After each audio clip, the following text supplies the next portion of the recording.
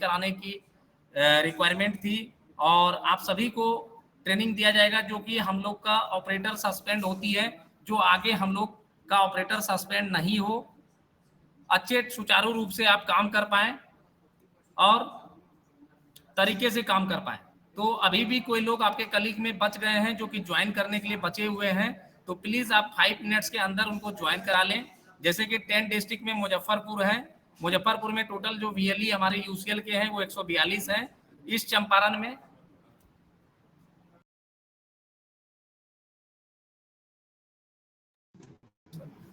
Good afternoon all of you. जैसा कि Rajiv sir ने बताया कि कुछ लोग अभी ऐड नहीं हुए हैं, तो जैसे ही ऐड होते हैं तो हम सेशन स्टार्ट करते हैं, ठीक है। तो राजीव सर जैसा भी हो आप, मैं वीसी में ही हूँ, आप मुझे कंफर्म कर दीजिएगा, फिर स्टार्ट करते हैं अपन। Okay okay okay sir, thank you. जी जी जी सर, ओके। तो मैं बताना चाहूंगा मुजफ्फरपुर से 142 बीएलई है, ईस्ट चंपारण से 123 बीएलई है, दरभंगा से 115 है, समस्तीपुर से 102 है, सीतामढ़ी से 95 है, वेस्ट चंपारण से 95 है, पटना से 94 है, मधुबनी से 93 है 93, सारण से 79 है और बेगूसराय से 73 है। टोटल बीएलई का पार्टिसिपेंट जो है आज के ट्रेनिंग सेशन में 1000 के अराउंड होनी चाहिए। तो आप सभी लोगों से मेरी रिक्वेस्ट है कि 5 मिनट्स आप लोग को टाइम दिया जा रहा है। आपके अगर कोई कलीग नहीं ज्वाइन किए हैं तो प्लीज उनको ज्वाइन करा लें और हम लोग फिर ट्रेनिंग सेशन पुष्पेंद्र सर के माध्यम से हम लोग स्टार्ट करेंगे और आप लोग अच्छे से ट्रेनिंग सेशन में भाग लेंगे और सर के द्वारा जो भी गाइडलाइन और सुझाव होगी उसको बेहतर तरीके से आप करेंगे और उसके अकॉर्डिंग हम लोग काम करेंगे। तो सबसे पहले तो आप लोग का जो पैक कोड का था, मैंने जो आप सभी लोगों को बताया वो आप लोग मॉर्निंग में करके रखें और ज्यादा से ज्यादा ऑनलाइन डेमोग्राफिक अपडेट और डॉक्यूमेंट अपडेट कार्य करें।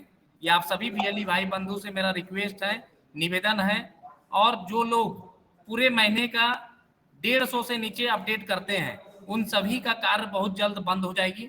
मैं आप सभी लोगों से रिक्वेस्ट करना चाहूंगा, अगर यूआईडी के द्वारा आपकी कार्य बंद हो जाती है तो फिर दोबारा आपको कार्य नहीं मिल पाएगी। और अगर आपके एरिया में इनरोलमेंट का काउंट नहीं है अपडेशन का तो आप सिलेंडर कर सकते हैं। आलोक सर को 2 में रखते हुए, सीसी में हमें मेल रखते हुए आप अपने यूसीएल क्लाइंट को सिलेंडर कर सकते हैं। बाकी जो भी सर्विसेज अभी यूसीएल क्लाइंट में बचे हैं उसमें अच्छे से आप लोग काम करें और ज्यादा से ज्यादा काम करें। अभी हमारे बीच जो है श्याम जी कुछ आप सभी लोगों को बताएंगे, तो हमारे तरफ से बस अभी इतना ही है। बाकी श्याम जी अभी कुछ बताएंगे, 5 मिनट आपको टाइम देंगे। उसके बाद पुष्पेंद्र सर फिर श्याम जी पुष्पेंद्र सर को रिक्वेस्ट करेंगे और इस सेशन ट्रेनिंग सेशन को हम लोग स्टार्ट करेंगे। Thank you. फिर हम आपके साथ फिर जो भी होगा बीच में आपका सपोर्ट करेंगे ट्रेनिंग के सेशन के माध्यम से। बीच में जो भी पुष्पेंद्र सर के द्वारा बताया जाएगा, अगर आपको समझने में कोई समस्या होगी तो आपको जरूर बताया जाएगा। चैट बॉक्स के माध्यम से आप बिल्कुल पूछ सकते हैं लास्ट टाइम में। तो थैंक यू। आप लोग श्याम सर कुछ गाइड कर रहे हैं उसको आप लोग सुने शांतिपूर्वक से प्लीज।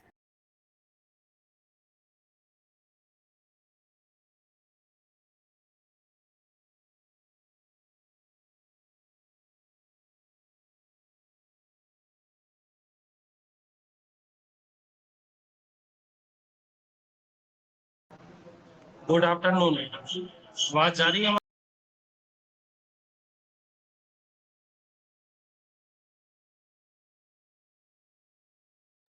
नहीं श्याम जी, स्टार्टिंग में आपकी आवाज आई लेकिन अभी नहीं आ रही है। हाँ ओके सर, अब आ रही है सर? जी बिल्कुल क्लियर आ रही है। Okay sir. देखिए हमारे जितने भी बीएलई हैं उनको वीसी में ज्वाइन के लिए बहुत बहुत धन्यवाद। आज देखिए हमारा सबसे ये ट्रेनिंग रखने का सबसे बड़ा कारण है कि हमारा इस महीने में हमारा एक जो ट्रांजैक्शन है वो बहुत ही कम हो रहा है, बहुत ही ज़्यादा कम हो रहा है, जिसके कारण ये ट्रेनिंग रखा गया है। और ये आप लोग यूसीएल में काम नहीं कर रहे हैं। बहुत भैयाली हमारे आज के डेट में 15 दिन बीत गए हैं लेकिन वो अभी तक काम शुरू नहीं किए हैं। उनको मेल भी और कॉल भी गए हैं इसके रिगार्डिंग आपके पास कि आप लोग काम शुरू करें। बहुत लोगों के साथ इशू है कि उनका स्टेटिक आईपी का कोई इशू है, कोई कुछ और इशू है। बहुत सारे लोग बाहर हैं, बहुत सारे लोग काम नहीं करना चाहते हैं। तो जो वैसे वीएलई हैं जो काम नहीं करना चाहते हैं, यूसीएल में इंटरेस्टेड नहीं है, कृपया आप लोग अपना आईडी को सरेंडर कर दें, क्योंकि देखिए आपको बार बार मेल जाएगा, आपको बार बार कॉल जाएगा। उससे अच्छा है कि आप सरेंडर कर दें, क्योंकि देखिए यूआईडी का सख्त निर्देश है कि अगर आप महीने में 30 दिन में अगर आपका एक भी ट्रांजेक्शन नहीं शो करता है तो आपकी आईडी को यूआईडी के द्वारा बंद कर दी जाएगी। और आपको भी पता है यूआईडी के द्वारा अगर बंद होगी तो फिर दोबारा आप कभी भी सीएससी में आधार का कार्य नहीं कर पाएंगे, यूसीएल का। तो आपसे अनुरोध है कि अगर आपको को लगता है कि हम इसमें कोई फायदा नहीं है, इसमें कोई काम नहीं कर पा रहे हैं, हम काम नहीं कर सकते हैं, आपके यहाँ इंटरनेट की सुविधा में बाधित हो रही है आप, क्योंकि बहुत सारे ऐसे हमारे वीएलई हैं, ऐसे एरिया से हैं जहाँ इंटरनेट प्रोवाइड नहीं हो पा रहा है, बीएसएनएल के हैं, बाकी कोई सर्विस नहीं है, बस बीएसएनएल का है। और बीएसएनएल का आप भी जानते हैं कि कितना सर्विस अच्छा है और क्या है, क्योंकि बहुत सारे हमारे वीएलई से बात हुई है तो उनका यही ज्यादा कॉमन एरर था कि इंटरनेट स्टैटिक आईपी जो है वहाँ वो प्रोवाइड नहीं हो पा रहा है, फाइबर कट है, उनके स्टैटिक आईपी में इशू है, जिसके कारण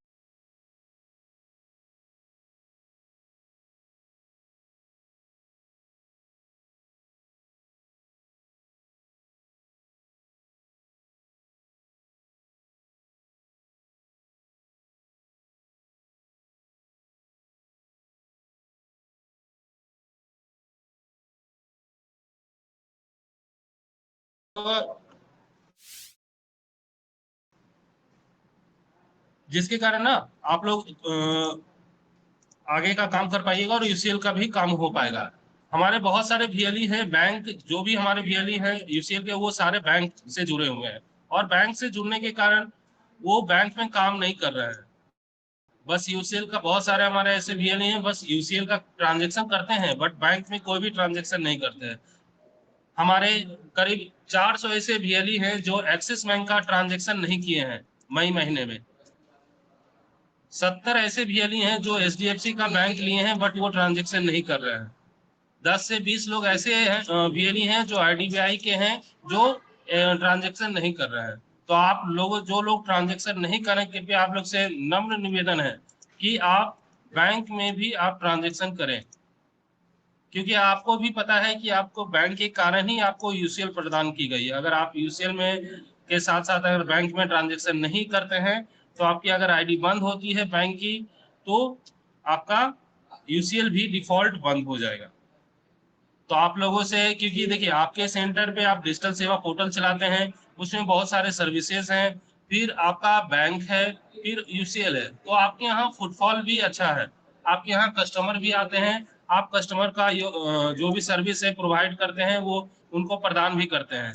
लेकिन आपसे अनुरोध है कि बहुत सारे लोग कहते हैं एक्सिस बैंक में कि सर वो लोन लीड किए हैं या कुछ लोन दिए हैं, वो चीज नहीं, आपको ट्रांजेक्शन शो करना है, यानी लेन देन आपको शो करवाना है। पर डे कम से कम जितने भी हमारे यूसीएल कस्टमर आते हैं, यानी आधार के कस्टमर आते हैं 10 लोग, तो उनसे 10 में से 2 लोग तो ऐसे होंगे जो आपको बैंक का काम करवाने आते होंगे। आप इन चीजों को आप ट्रांजेक्शन पर डे रखिएगा तो एक्टिव शो रहेगा। तो आपसे अनुरोध है कि महीने में कम से कम आप 50 तो ऐसे ट्रांजेक्शन पर डे के हिसाब से अगर दो भी हम रखे हैं तो अगर 25 दिन में का हम काम देखें तो 50 दिन तो हमारा 50 तो ऐसे लोएस्ट ट्रांजेक्शन रहेगा, यानी आराम से 50 ट्रांजेक्शन हो सकते हैं बैंक में। और यूसीएल में आपको टारगेट भी पता है कि आपको 25-25 करना है, तो आप आराम से इसको भी अचीव कर सकते हैं। तो जो भी आपके पास समस्या है, किन्हीं का जो भी समस्या है स्टैटिक आईपी के रिलेटेड या फुटफॉल के कारण, अगर फुटफॉल कम है आपके पंचायत में, गांव में या आपके एरिया में, तो आप वहां के मुखिया से, वार्ड पार्षद से या कोई वैसे नामी व्यक्ति हैं जो उनकी बातें गांव वाले सुनते हैं, उनसे आप मिलिए, आप अपना सेंटर का प्रसार करवाइए, तभी आपका ये फुटफॉल बढ़ पाएगा और आप यूसीएल का काम कर पाइएगा।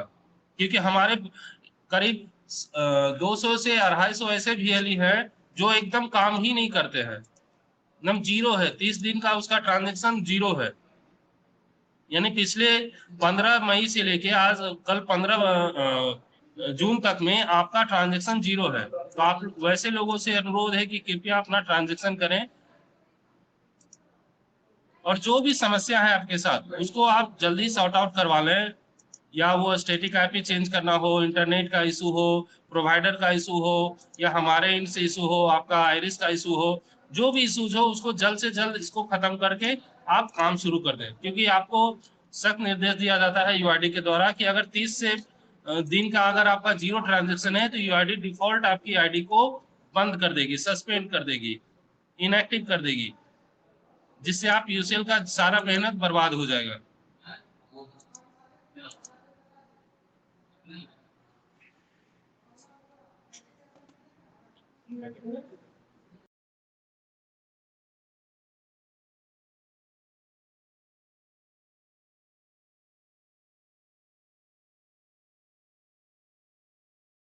तो गुड आफ्टरनून श्याम जी, आपको थैंक यू इस विषय में बोलने के लिए। अब हम लोग जो हैं श्याम सर के द्वारा जो भी आपको बताया गया है, जो नंबर है हम लोगों का ट्रांजैक्शन का वो डिक्रीज हो रहा है, प्रतिदिन वो डिक्रीज हो रहा है। तो कृपया करके आप सभी लोगों से मेरी रिक्वेस्ट है कि ट्रांजैक्शन जो है घटनी नहीं चाहिए। अगर घटती है तो कहीं ना कहीं हम लोग कार्य नहीं कर पा रहे हैं, यूआईडी के नज़र में बेहतर जो है सपोर्ट नहीं कर पा रहे हैं। ऑनलाइन डॉक्यूमेंट अपडेट का जो फैसिलिटी है आप सभी को बहुत बेहतर दिया गया है, और जो भी हमारे सर्विस में क्लाइंट में सर्विस है उसको सफलतापूर्वक से आप लोग करें। और जैसे श्याम जी और हमारे द्वारा आप सभी लोगों को बताया गया कि पैक कोड का जो भी ये है आप मॉर्निंग में ही कट कर लें। और आप लोग ग्रुप में जो सर्वर का इशू दिखाते हैं इससे कोई फायदा नहीं है सर, मैं आप सभी लोगों को बताना चाहूँगा। क्योंकि सर्वर की इशू हो सकती है कि डेली या हफ्ते में एक दिन हो, और वो 1 घंटे 2 घंटे के लिए हो, लेकिन काम आप ही को करनी है। अगर आप काम नहीं करेंगे तो आपकी कार्य जो है बंद करनी पड़ेगी यूआईडी से डायरेक्टली, और बाद में फिर आपको अफसोस होगा कि हमारे पास कार्य था और हमने किया नहीं और हमारी काम को बंद कर दिया गया डिपार्टमेंट के थ्रू। तो आप सभी लोगों से मेरी रिक्वेस्ट है कि आप लोग सभी अच्छे वीएलई हैं, पुराने वीएलई सिस्टम में जुड़े हैं, तो आप लोग कृपया करके इस पे ध्यान दें और अच्छे से अच्छे कार्य करें, ताकि हमारा जो अपडेशन का काउंट है वो डिक्रीज ना हो, और वो डेली जो है अच्छे काउंट में आए हमारे जो भी अपडेट्स का काउंट है। तो आप सभी लोगों से मेरा इतना ही रिक्वेस्ट था। अब मैं पुष्पेंद्र सर से रिक्वेस्ट करना चाहूंगा कि सर आप इस सेशन को स्टार्ट करिए प्लीज। जी राजीव सर और श्याम जी, आपने इतने शॉर्ट टाइम पे वीसी अरेंज की उसके लिए बहुत बहुत धन्यवाद। बहुत बहुत धन्यवाद आप सभी लोगों का जो आप लोग इस वीसी में अटेंड हुए। जैसा कि राजीव सर ने और श्याम जी ने आपको बताया कि हमारा मेन मोटिव ये है कि जो हमारे वीएलई इतने टाइम से हमारे साथ जुड़े हुए हैं वो आगे भी हमारे साथ जुड़े रहें। आपका जो साथ है वो हमारे साथ लॉन्ग टाइम तक रहे। लेकिन अगर आप ट्रांजैक्शन ही नहीं करेंगे तो हम नहीं कर रहे आपको, लेकिन यूआईडीआई फिर आपको वहां से हटा देगी। तो आप कोशिश ये कीजिए कि आपके जो एनरोलमेंट काउंट है वो डे बाय डे इंक्रीज ही होने चाहिए, जैसा कि अभी आपको राजीव सर ने बताया। डिक्रीज काउंट में जाओगे तो वो आपको बंद कर देगी। फिर आप भी जानते हैं कि सीएससी आईडी के लिए फिर आप बार में मैसेज करेंगे, कॉल करेंगे, उसका कोई फायदा नहीं है। टाइम रहते आपको अपने आप को चेंज करना है। थोड़ा सा पब्लिसिटी करो, नियर अबाउट पैम्पलेट वगैरह बांटो। अब जो आपका सेंटर है आप उस सेंटर को खुद जो है वो रन कर रहे हो, तो आप अपने सेंटर के ओन बॉस हो। आप तो आपको अपने सेंटर को कैसे आगे बढ़ाना है, कैसे आपके सेंटर पे फुटफॉल आए, उसके लिए आप ही को अपना माइंड लगाना पड़ेगा कि आप नियर अबाउट कहीं पे पैम्पलेट, कहीं पे लाउड स्पीकर के थ्रू ऐसा कुछ एडवर्टाइजमेंट वगैरह कीजिए जिससे आपके सेंटर पे काम आए। जो आपने बताया कि कई बार सर्वर इशू होता है वो कभी कभार का समझ में आता है, लेकिन अगर आप काम ही नहीं करेंगे तो ये सब इशू का कोई फिर मतलब नहीं बनता। तो कोशिश कीजिए जहाँ है वो जेन्युइन इशू है, वो उस चीज को सर भी समझते हैं, हम भी समझते हैं, लेकिन जहाँ पे आप कोई प्रॉब्लम नहीं है वहां पे आप काम करो और अपना एनरोलमेंट का जो काउंट है वो बढ़ाओ। तो हमारा मेन पर्पस ये है, मैं वीसी स्टार्ट करता हूँ। मेन पर्पस ये है कि आपको जो सर या मैं या जो हमारी टीम है जो समझाना चाह रही है वो आप तक पहुंचे और आपको वो चीज समझ में आए। तो मैं पीपीटी शेयर करता हूँ, एक बार देखिएगा, ठीक है।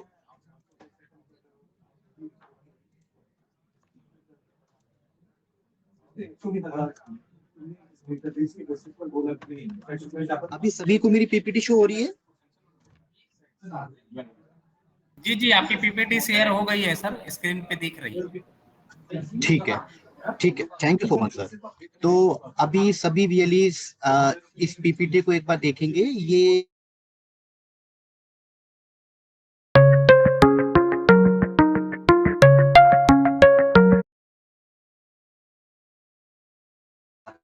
भी रहते हैं, लेकिन हम थोड़ा सा इसको आपको दोबारा रिवाइज करा रहे हैं, क्योंकि आपकी स्टेट से या अदर स्टेट से भी हमारे पास अभी पेनल्टी या सस्पेंशन, जो लोग सस्पेंड हुए हैं उनकी डिटेल आई है। तो हमारा पर्पस ये है कि आपको वो चीज दोबारा से एक बार रिवाइज की जाए, क्योंकि देखो कहीं ना कहीं गलतियां आप कर रहे हो, जल्दबाजी में कर रहे हो या अनजाने में कर रहे हो, गलतियां कर रहे हो, इसी वजह से आपके ऊपर पेनल्टी आ रही है और आप लोग सस्पेंड हो रहे हो। तो बस उसी चीज को एक बार दोबारा रिवाइज कराएंगे, लेकिन आपको उस चीज को ध्यान में रखना है, गलती नहीं करनी है। पहली चीज तो देखिए, आपके सेंटर पे कोई भी अगर रेसिडेंट आ रहे हैं तो आपको उनके साथ बहुत ही पोलाइटली वे में बात करनी है, बहुत ही हम्बल तरीके से पूछना है, क्योंकि आपका सेंटर है। अगर कोई आपके पास आ रहा है तो रिलेशन आपको बनाने हैं। अच्छे से बात करोगे तो वो नेक्स्ट टाइम अपने फैमिली में नियर अबाउट सभी को उस चीज के बारे में बताएंगे कि मैं वहां पे गया, मेरे से उन्होंने अच्छे से बात की, जो मेरी प्रॉब्लम थी उसको समझा, फिर उसको रिजॉल्व किया। तो कोशिश ये करनी है, अच्छे से बात करनी है, रूडली बात नहीं करनी है। आपके सेंटर पे सिटिंग की प्रॉपर फैसिलिटी होनी चाहिए, जो कि as per the UIDAI guideline आपको बताया गया होगा। वाटर फैसिलिटी आपके सेंटर पे होनी चाहिए। तीसरी चीज, कोई भी हैंडीकैप या कोई सीनियर सिटीजन या कोई प्रेग्नेंट लेडी या कोई स्मॉल किड, ये अगर आपके सेंटर पे आ रहे हैं तो थोड़ा सा प्रायोरिटी उनको दीजिए, और उनका एनरोलमेंट का जो प्रोसेस है वो औरों की अपेक्षा पहले उनका करने की कोशिश कीजिए। तीसरी चीज, आपके सेंटर पे कोई भी अगर आता है तो पहले उसकी बात को आपको समझना है। समझने के बाद ये चीज रियलाइज करनी है, हो सकता है कि वो जो रेसिडेंट आपके पास आए हैं उस दिन उनका काम ना हो पाए, उनके पास प्रॉपर डॉक्यूमेंट ना हो, तो आपको उनके साथ बहुत ही पोलाइटली वे में बात करनी है। ऐसा नहीं है कि वो आज आपके पास से चला गया दोबारा नहीं आएगा, सेंटर आपका है, आप रन कर रहे हैं, वो दोबारा भी आपके पास आएंगे अगर आप उनको अच्छे से गाइड करेंगे। जो डॉक्यूमेंट यूआईडी गाइडलाइन के अंडर आते हैं वही डॉक्यूमेंट उनको बताना है, समझाना है, नेक्स्ट टाइम वो आपके पास डेफिनेटली आएंगे। तो उस टाइम पे आपको अपना पेशेंस नहीं खोना है, पोलाइटली उनको समझाना है। ऐसा नहीं कि आपको लगा कि मैं अपना उनको बता रहा हूँ, मेरे पास दोबारा आएंगे नहीं आएंगे, आपको प्रॉपर उनको टाइम देना है, उनको समझाना है, ताकि नेक्स्ट टाइम भी वो आपके पास आ पाए। ये आपकी स्क्रीन पे शो हो रहा है कि ये Aadhaar retrieval process, e Aadhaar print, reorder Aadhaar PVC 1947 helpline and grievance and support required. ये देखिए आपके पास इसीलिए है, जैसे मैंने अभी आपको बताया कि आपके सेंटर पे कोई आता है तो आपको पोलाइटली बात करनी है। लेकिन कई बार आपने देखा हो कि आप तो पोलाइटली बात कर रहे हैं, लेकिन जो सामने वाले रेसिडेंट हैं वो आपसे मिसबिहेव कर रहे हैं, रूडली बात कर रहे हैं। तो आपको फिर भी उनसे पोलाइटली बात करनी है, और ये जो स्क्रीनशॉट है ये आपके सेंटर पे होना चाहिए, ताकि अगर कोई भी रेसिडेंट आपके पास आ रहा है, उसका जो भी इशू है, मान लीजिए पैकेज जनरेट नहीं हुआ या उसके आपने तो अपडेट कर दिया, ज्यादा टाइम हो गया है, तो ये मेल आईडी, ये फोन नंबर, ये हेल्पलाइन नंबर उसको बहुत सपोर्ट करेंगे। आप उनको बता सकते हैं सर मेरे एंड से मैंने बना दिया है, जो प्रोसेस है उसमें थोड़ा डिले लग रहा है, आप इस हेल्पलाइन पे या इस मेल आईडी पे मेल करके कंफर्म कर सकते हैं। तो आधी प्रॉब्लम तो आपकी वहीं सॉल्व हो जाएगी, वो उस चीज को पढ़ेंगे, समझेंगे, और आपसे आर्गुमेंट की बजाय मेल आईडी पे या फोन को पहले करने की कोशिश करेंगे। तो आपकी जो मोस्टली थोड़ी बहुत भी जो आर्गुमेंट हो रहा है किसी से, वो भी आपका कम होना बंद हो जाएगा। Make sure that resident converts with the detail of name, gender, address, relationship entered। देखिए आपको इस चीज के लिए श्योर रहना है कि कोई भी अगर आपके पास रेसिडेंट किसी भी काम के लिए आ रहे हैं, अगर मान लीजिए नेम चेंज कराने के लिए आ रहे हैं, तो अननेसेसरी उसका जेंडर चेंज नहीं करना है, आपको उसका एड्रेस चेंज नहीं करना है, उसका रिलेशनशिप चेंज नहीं करनी है। आपके पास जो रेसिडेंट जिस पर्पज से आया, आपको बस वही चीज चेंज करनी है, दूसरी किसी चीज को आपको नहीं छेड़ना है, नहीं चेंज करनी है। Make resident to understand the need for capture of mobile number and email ID। देखिए आपके पास कोई भी रेसिडेंट अगर आ रहे हैं तो आपको उनकी मोबाइल नंबर तो अपडेट करना ही है, प्लस आपको मेल आईडी के लिए भी उनको अप्रोच करना है कि सर आप मेल आईडी भी अपडेट करवा लीजिए, सेम अमाउंट में आपकी मेल आईडी भी अपडेट हो जाएगी। इससे क्या है कि आपका और रेसिडेंट का एक रिलेशन का बॉन्ड बनता है, वो आपके प्रति एक विश्वास एक उनके ऊपर आता है कि देखिए मैंने एक पर्पज से आया था, मेरा दूसरा पर्पज भी सॉल्व हो गया। तो वो और जो रेसिडेंट हैं नियर अबाउट जो उनके पड़ोस में रहते हैं उनको बताएंगे, और आपके सेंटर पे फुटफॉल बढ़नी स्टार्ट हो जाएगी। आपके पास जो रेसिडेंट हैं उनकी जो काउंटिंग है वो बढ़नी स्टार्ट हो जाएगी, अगर आप अच्छे से बात करते हैं, अच्छे से समझाते हैं।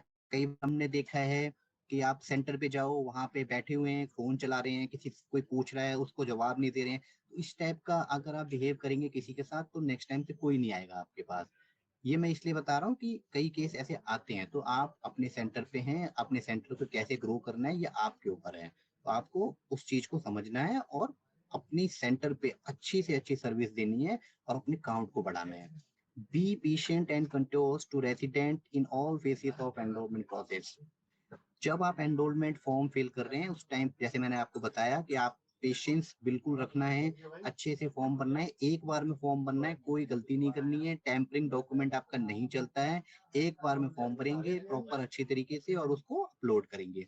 Review monitor has to be present at the each Aadhaar Seva Kendra. आपके सेंटर पे आप शायद लैपटॉप पे काम करते होंगे या डेस्कटॉप पे करते होंगे, लेकिन आपके पास एक मॉनिटर भी होता है जिसमें आपके पास कोई रेसिडेंट आ रहे हैं तो आप उनको रिव्यू भी कराते हैं। कई बार नहीं कराते होंगे तो ये आपके लिए है कि आपको उनको रिव्यू कराना है। अगर बाई चांस आपसे टाइप करते टाइम टाइपिंग एरर किसी से भी हो सकता है, मेरे से हो सकता है, आपसे हो सकता है, किससे भी हो सकता है, तो आपको उनको रिव्यू कराना है कि जो डिटेल वो चेंज कराने के लिए आए थे आपने भरी, टाइप करते टाइम कुछ एरर हो सकता है तो आपको उनको रिव्यू कराना है। अगर आपने उनको रिव्यू कराया, हो सकता है वो मिस्टेक वो देख लें और वो आपको बोले कि सर ये इसमें चेंजेस करना है, तो वो आप अपडेट कर पाए, क्योंकि एक बार आपने अपलोड कर दिया पैकेट आपका रिजेक्ट होना है और उसके ऊपर से पेनल्टी आएगी। तो आपको उनको रिव्यू कंफर्म कराना है, पहले खुद रिव्यू करना है, उनको भी रिव्यू कराना है। ये आप अगर अपनी प्रैक्टिस में ले आएंगे तो आपकी आधी मिस्टेक होनी तो बंद ही हो जाएगी। इस चीज का आपको ध्यान रखना है। strictly adhere to the standard operating procedure prescribed by UIDAI authority। देखिए एसओपी आपको पता ही है, यूआईडीआई के जो अभी मैं बताऊंगा आपको कि जो उनकी अपडेटेड लिस्ट है वो स्टेट टीम ने आपको शेयर भी की होगी, आपने अपने सेंटर में भी लगाई होगी। तो आपको वो अपने सेंटर पे इसलिए लगानी है क्योंकि रेसिडेंट और आपको दोनों को पता होना चाहिए किस पर्पस के लिए कौन सा डॉक्यूमेंट लगना है, जो कि यूआईडीआई की as per the UIDAI guideline में आते हैं। उसके अलावा कोई डॉक्यूमेंट आपको नहीं लेना है। अगर आपके सेंटर पे वो चीज लगी है तो रेसिडेंट आपके पास आते हैं, उन्हें उन्हें सामने से देखने से पता चल जाएगा कि यही डॉक्यूमेंट लगते हैं, इसके अलावा नहीं लगते हैं, वो आपसे आर्गूमेंट ही नहीं करेगा। Never collect excess additional charges, ये मैं आपको बार बार बता रहा हूँ, आपको स्टेट टीम भी बताती होंगी, आप किसी से भी एक्स्ट्रा अमाउंट नहीं लेंगे। अगर आप ऐसा करते हैं, हमारे पास ऐसे ऐसे टूल हैं, हम पता लगा सकते हैं आपने किस रेसिडेंट से कितने पैसे लिए। आपको काम करना है, ईमानदारी से काम करना है। अगर आप आज गलती करते हो, हमारे पास डिटेल आती है, आप स्ट्रिक्टली यानी 0% टॉलरेंस है करप्शन के लिए। अगर आप कोई भी ऐसा काम कर रहे हैं 0% टॉलरेंस है, आप उसी टाइम सिस्टम से बाहर हो जाएंगे, प्लस आपके ऊपर पेनल्टी लगेगी। तो आपको ये चीज बिल्कुल नहीं करनी है, ईमानदारी से काम करो, लॉन्ग टाइम तक काम करोगे। अभी आपने देखा आपको डॉक्यूमेंट अपडेट की भी सर्विस दी गई है, आप अच्छे से काम करोगे, हो सकता है आधार में और सर्विस मिले आपको। कोशिश करनी है, अच्छे से काम करना है, ईमानदारी से काम करना है। Never give remote access to unknown person to fix system related issue. आप सभी को बताया भी गया होगा, स्टेट टीम ने भी आपको अवेयर किया होगा कि आपकी जो मशीन है उसको आपको किसी को भी एनी टैक्स पे नहीं देना है। एनी टैक्स आप सभी को पता है, रिमोट के थ्रू आपके सिस्टम किसी सामने वाले पर्सन के पास एक्सेस आ जाती है, वो आपके सिस्टम को कहीं और से रिमोट के थ्रू यूज कर लेता है, और अगर उसने गलती से बाईपास कर लिया तो आपकी मशीन के साथ वो मिस यूज कर सकता है। तो इस चीज के लिए आपको ध्यान रखना है, कहीं से भी कोई कॉल आती है तो पहले अपनी स्टेट टीम से बात करें, पूछें कि आपके थ्रू ये कॉल है या नहीं है, नहीं है तो आपको स्ट्रिक्टली मना कर देना है। Do not accept tampering application document. अभी हमारे पास जो लिस्ट आई है पेनल्टी की, उसमें हमने देखा है कि उसमें कई लोगों ने टेम्परिंग डॉक्यूमेंट लिए हुए हैं, कई जगह ब्लैंक स्कैन आई हुई है, इस पे भी अभी हम आएंगे। लेकिन मैं इसलिए बता रहा हूँ कि आप जब एनरोलमेंट फॉर्म भरते हैं, आप कई बार उसमें गलतियां करते हैं। उसमें नाम था अजय सिंह, गलती से अजय कुमार हो गया, आपने फ्लूट लगाई और वो चेंज कर दिया। ऐसा कोई भी डॉक्यूमेंट आपको नहीं लेना है जिसमें ओवर राइटिंग टेम्परिंग कुछ भी कर रखा हो, ऐसा डॉक्यूमेंट लेना ही नहीं है आपको। Do not allow installation of malicious software application. आपके पास कोई फोन करता है कि कुछ सर्विस बंद हो गई है, हम उसमें कुछ ऐसा सॉफ्टवेयर यूज करेंगे वो सर्विस भी स्टार्ट हो जाएगी, ये गलत है। जब कोई सर्विस बंद होती है तो वो पूरे पैन इंडिया बंद होती है, स्पेशल एक स्टेट एक एक डिस्ट्रिक्ट के लिए नहीं बंद होती। तो आपको किसी की बातों में नहीं आना है, अगर स्टार्ट होगा तो पैन इंडिया सबका स्टार्ट होगा, बंद होगा तो पैन इंडिया सबका बंद होगा। तो आपको किसी की बातों में नहीं आना है, कोई भी ऐसा सॉफ्टवेयर अपने सॉफ्टवेयर के साथ मर्ज या कुछ भी उसमें चेंजेस नहीं करने हैं। अगर आप ऐसे करते हो पाए जाते हो तो 1 लाख पर मशीन पेनल्टी है, इस चीज के लिए ध्यान रखिएगा। Monitor the movement of fraudsters at the Aadhaar centre. अब कई बार वीएलई कहते हैं कि सर हमने तो कोई ओवरचार्जिंग नहीं की, हमने तो कोई एक्स्ट्रा पैसा नहीं लिया, लेकिन अब हम जब रेसिडेंट को रेंडमली कॉल करते हैं तो वो बोलता है कि हम इसी सेंटर पे गए थे, ये वीएलई थे, इन्होंने हमसे पैसा लिया। कहने का मतलब ये है कि आपको अपनी नियर अबाउट सेंटर के आसपास जो एक्टिविटी हो रही है रेंडमली पूछ लो। कोई भी अगर आपके पास आ रहा है तो आप उनसे पूछ लो कि सर आप कहाँ से आए, कैसे पता लगा, या आपने बाहर आधार के लिए जब मेरे पास आप आए अपडेट के लिए कहीं पैसा तो नहीं दिया, कितने अमाउंट 50 रुपीज जो चार्जेस है आपकी, ऐसा तो नहीं कि बाहर आपने 100 दिए 150 दिए और उन्होंने बोला कि वहां चले जाओ वो 50 ले लेंगे आपसे, 100 रजिस्ट्रेशन किए हैं और 50 रुपीज अपडेट किए हैं। तो रेंडमली भी कॉल करोगे तो भी आप पकड़ लोगे कि नियर अबाउट आपके सेंटर के आसपास कोई पैसा तो नहीं ले रहा। टाइम रहते बताओगे तो उस पर एक्शन करेंगे, हमारे डीएम्स हैं, स्टेट टीम है, वो तुरंत चेक करेंगे। जब आप सस्पेंड हो गए उसके बाद आप बोलो कि मुझे इन्होंने कहा था या मुझे वहां से पता लगा, उन्होंने मुझसे कहा था, ये सब बात का फिर कोई लॉजिक नहीं रहता। टाइम रहते इन्फॉर्म करोगे तो उस चीज के लिए उस पर कार्रवाई की जाएगी, चेक किया जाएगा। लेकिन खत्म होने के बाद अगर आप सस्पेंड हो गए या पकड़े गए उसके बाद आप कहते हो तो उसकी कोई सुनवाई नहीं है। इस चीज के लिए ध्यान रखिए, 0 टॉलरेंस है करप्शन के लिए, करप्शन आपको करना ही नहीं है। ये सेम चीज है, resident satisfaction for available Aadhaar services is of utmost importance of UIDAI. UIDAI का कहना है कि रेसिडेंट की जो सेटिस्फेक्शन है वो उनके लिए प्रायोरिटी है। अगर आप उनकी जो पॉलिसी है उसको फुलफिल नहीं करते हो और अगर आप कोई ऐसी एक्टिविटी में पाए जाते हो तो ऑपरेटर के ऊपर स्ट्रिक्टली एक्शन होता है। Periodically, UIDI will also audit. UIDI state team या हमारे डीएम्स कभी भी आपके सेंटर पे विजिट कर सकते हैं। रैंडमली जो आपका रजिस्टर मेंटेन है उसमें कॉल कर सकते हैं रेसिडेंट को, और अगर रेसिडेंट ने ऐसा बोला कि आपने उसके साथ ओवरचार्जिंग की है, उस कैटेगरी में भी आपके ऊपर पैनल एक्शन होगा और यूआईडीआई आपके ऊपर पेनल्टी लगाएगी। तो इस चीज के लिए ध्यान रखना है, अच्छे से काम करो, ईमानदारी से काम करो तो आप लॉन्ग टाइम तक काम करोगे। करप्शन करोगे आज नहीं तो कल आप पकड़े जाओगे। और ऐसा नहीं है कि हमें पता नहीं चलेगा, हमारे पास ऐसे ऐसे टूल हैं, हम पता लगा सकते हैं कि किसने कब किससे क्या पैसा लिया। तो इस चीज के लिए ध्यान रखो, अपने ट्रांजेक्शन पे ध्यान दो, उसको बढ़ाओ, इन सब एक्टिविटी पे ध्यान नहीं देना है। मैं दूसरी पीपीटी शेयर कर रहा हूँ अभी।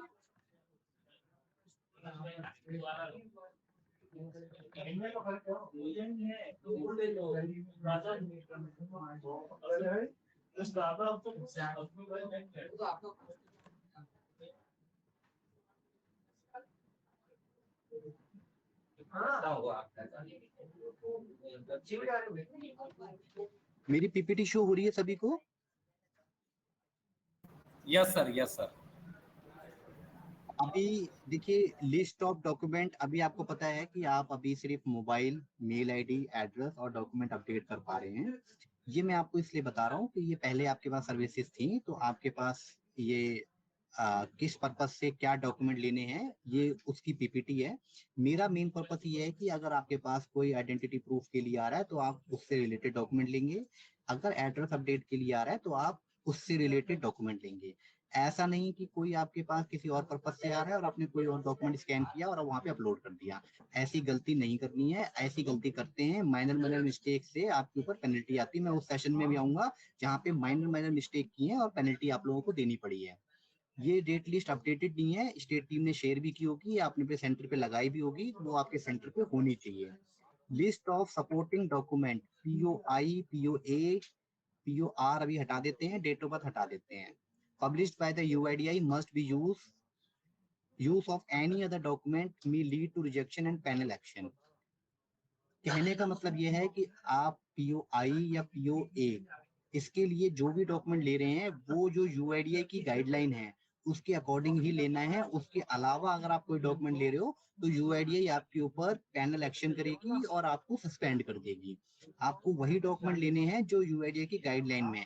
कई बार ये पाया जाता है कि आपके यहाँ पे कोई सीनियर पर्सन आए या कोई गजटेड ऑफिसर आए, अब उन्होंने बोला कि मेरा लेटर हेड है, मैं साइन करके दे रहा हूँ, क्लास 1 ऑफिसर हूँ, मेरा लेटर क्यों नहीं चलेगा, मैं तो क्लास 1 ऑफिसर हूँ। कंडीशन में पेशेंस के साथ काम करना है, उनको बताना है ठीक है सर आप क्लास 1 ऑफिसर हैं लेकिन यूआईडीआई की गाइडलाइन में ये 12 या 3 या 4 4 डॉक्यूमेंट जो उन्होंने मुझे बोले हैं, इसके अलावा मैं कोई और डॉक्यूमेंट नहीं अपलोड कर सकता, करता हूँ तो मैं सस्पेंड हो जाऊंगा। आप उनसे पिछलियों की बात बता सकते हैं। अगर वो एजुकेटेड हैं तो उनको ये चीज समझ में आएगी, लिस्ट लगी होगी तो भी उनको समझ में आ जाएगा कि ये डॉक्यूमेंट मेन है, इसके अलावा कोई डॉक्यूमेंट देंगे नहीं चलेगा। कहने का मतलब कोई भी जिसमें स्टैंप लगी है, साइन है, क्लास 1 ऑफिसर है, चाहे वो कोई भी है, लेकिन वो डॉक्यूमेंट कहीं और वैलिड हो सकते हैं लेकिन यूआईडीआई के लिए वैलिड नहीं है। ये चीज उनको आपको बतानी है। किसी के प्रेशर में आगे काम नहीं करना। कोई अगर आपको बोलता है कि ये डॉक्यूमेंट क्यों नहीं चलता, वहां तो चल रहा है, आप क्यों मना कर रहे हो। किसी बैंक में कोई मशीन चल रही है, अदर किसी की, उन्होंने बोला वहां तो वो ले रहे हैं, आप क्यों मना कर रहे हो। कोई बात नहीं सर, वहां चल सकता होगा, यहाँ नहीं चल रहा, यहाँ पे ये लिस्ट है, इसके अकॉर्डिंग ही आपको डॉक्यूमेंट देने हैं। किसी से झगड़ा नहीं करना है, पोलाइटली बात करोगे। एक बार आप समझाओगे, 2 बार समझाओगे, तीसरी बार उनको ऑटोमेटिक समझ में आ जाएगा। Original POI POA must be has been scanned. Use of photocopy may be lead rejection penal action. अगर आप POI और POA के लिए कोई डॉक्यूमेंट ले रहे हैं तो आप ओरिजिनल ही लें, फोटोकॉपी ना लें। ओरिजिनल भी लें तो वो कम से कम रीडेबल हो। कई बार आप ओरिजिनल तो ले लेते हैं लेकिन वो जो प्रिंट होती है, उनकी जो इंक होती है वो बहुत लाइट होती है, तो स्कैन करने के बाद वो रीडेबल ही नहीं होती, पढ़ ही नहीं पाते। तो आपको ओरिजिनल भी लेना है और प्रॉपर विजिबल लेना है ताकि वो पढ़ने में आए। अगर आपने स्कैन कर दिया, आपको समझ में आ रहा है, आप सोच भी ठीक है, थोड़ा बहुत मिट रहा है, थोड़ा बहुत दिख रहा है, कोई बात नहीं, लेकिन यूआईडीआई उसको रिजेक्ट कर देता है। जब आपको ही पढ़ने में नहीं आ रहा तो यूआईडीआई के पढ़ने में क्या आएगा, और स्कैन के बाद तो उसकी क्वालिटी और ब्लर हो जाती है। कोशिश करो अच्छा डॉक्यूमेंट लो, भले ही 1 मिनट एक्स्ट्रा ले लो, लेकिन ऐसा डॉक्यूमेंट लो जो आपका वैलिड हो। आप जल्दी के चक्कर में, या आपको लगता है क्राउड ज्यादा है, आपने डॉक्यूमेंट ले लिया, सीधा स्कैन कर दिया, आप पैकेट रिजेक्ट हो जाएगा और आप सस्पेंड हो जाओगे। क्या फायदा उस चीज का। थोड़ा सा 1 मिनट एक्स्ट्रा ले लो, डॉक्यूमेंट को प्रॉपर चेक कर लो, चेक करने के बाद फिर उसको स्कैन करो। ओरिजिनल ही स्कैन करना है, फोटोकॉपी आपको यूज नहीं करनी है। POI POA document use must be name of resident only. अगर आपके पास कोई भी रेसिडेंट आ रहे हैं तो सिर्फ उन्हीं का ही आप चेंज करें। ऐसा नहीं कि हेड ऑफ द फैमिली के कोई मेंबर आए कि जिनका आधार अपडेट करवाना है वो आउट ऑफ स्टेशन है या किसी और स्टेट में, वो आ नहीं सकते, ऐसी ऐसी इमरजेंसी है, आप कैसे भी करके मेरा आधार बना दो। आपको स्ट्रिक्टली बना कर देना है कि जिसका आधार चेंज, एड्रेस चेंज या फोन नंबर चेंज या मेल आईडी चेंज या डॉक्यूमेंट अपडेट, जो भी आपको प्रोसेस करना है वो रेसिडेंट के साथ ही करना है। किसी अनदर पर्सन या फैमिली मेंबर के आने से आपको चेंज नहीं करना है। The validity of the supporting document must be checked before uploading any document. देखिए आपके पास जो भी डॉक्यूमेंट आ रहे हैं आपको उसकी वैलिडिटी डेट भी चेक करनी है कि आपने यूआईडीआई की जो गाइडलाइन है उसको तो फॉलो कर लिया कि जो उन्होंने ये नेम करेक्शन का है आपका, मे भी शायद अभी नेम करेक्शन आप नहीं कर पा रहे हैं तो इसको हम अभी स्किप कर देते हैं।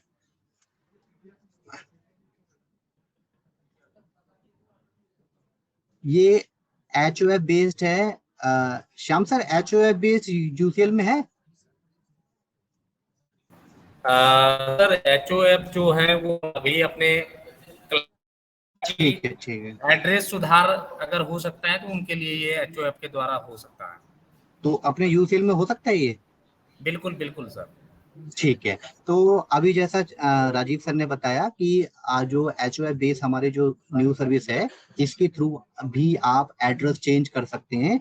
कंडीशन ये है कि जो head of the family member हैं वो एक सेल्फ डिक्लेरेशन फॉर्म देंगे कि मेरा एड्रेस चेंज है, मेरी फैमिली में किसी का भी एड्रेस चेंज नहीं है, तो मैं इस लेटर के बिहाफ पे उन सभी का एड्रेस चेंज कराना चाहता हूँ। उस कंडीशन में किन किन का आप कर सकते हैं उनकी मैं आपको बता देता हूँ कि जो इमीडिएट फैमिली मेंबर है जैसे father, mother, husband, wife, son, daughter, brother, sister, grandfather, grandmother, father in law, mother in law, aunt, uncle, cousin, nephew and niece, इन सभी के आप सेल्फ डिक्लेरेशन फॉर्म से आधार का जो एड्रेस है वो अपडेट कर सकते हैं। तो ये बहुत ही अच्छी सर्विस है। इसके थ्रू भी आप कई लोगों के, जैसे कई बार होता है कि जो एनरोलमेंट फॉर्म है उसमें कई जगह सरपंच नहीं अवेलेबल है, ग्राम या निगम पार्षद अवेलेबल नहीं है, तो कई बार दिक्कत आती है साइन वाइन करने में। तो अगर जहाँ पे प्रॉब्लम है तो वहां पे इसके थ्रू भी आप कर सकते हो, कोई प्रॉब्लम नहीं है। जहाँ पे इजीली साइन हो रहे हैं वहां पे कोई प्रॉब्लम नहीं है, लेकिन जहाँ पे हो भी रहे हैं जहाँ नहीं भी हो रहे, लेकिन अगर किसी का अपडेट है और अगर वो इस पर्पज से कराना चाहता है तो आप इजीली कर सकते हो।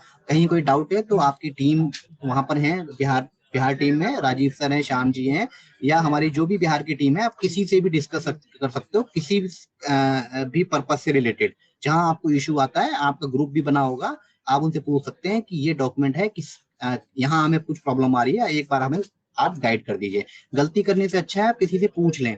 एक बार आप पूछेंगे तो आपको आइडिया होगा, वो ग्रुप में वो हो सकता है वो सेम क्वेश्चन 5 लोगों का और हो, तो अगर एक ने पूछा तो 5 लोगों को उसका आंसर मिल गया, तो ये बहुत अच्छी चीज है कि अगर किसी को कोई इशू है ग्रुप में आप डाल सकते हो, तो वो आपको अगर रिप्लाई मिलेगा तो सभी लोगों को उसका आंसर मिल जाएगा। तो कहीं कोई दिक्कत आती है तो टीम हमारी आपके साथ है, आपका कहीं प्रॉब्लम आती है तो वो आपकी पूरी हेल्प करेगी। मैं थर्ड शो कर रहा हूँ।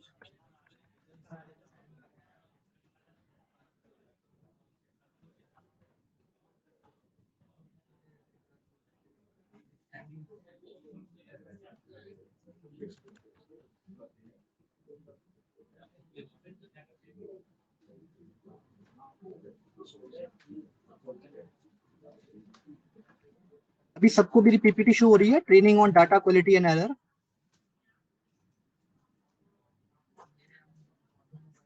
Yes sir, yes sir.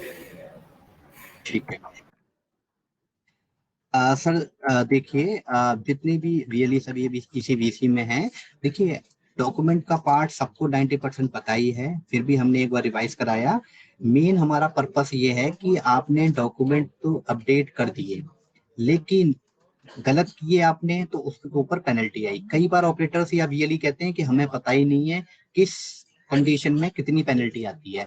तो इसके कुछ सैंपल हैं, मैं इस पेनल्टी पार्ट को थोड़ा सा ध्यान से सुनिएगा। डॉक्यूमेंट का आपको पता है, फिर भी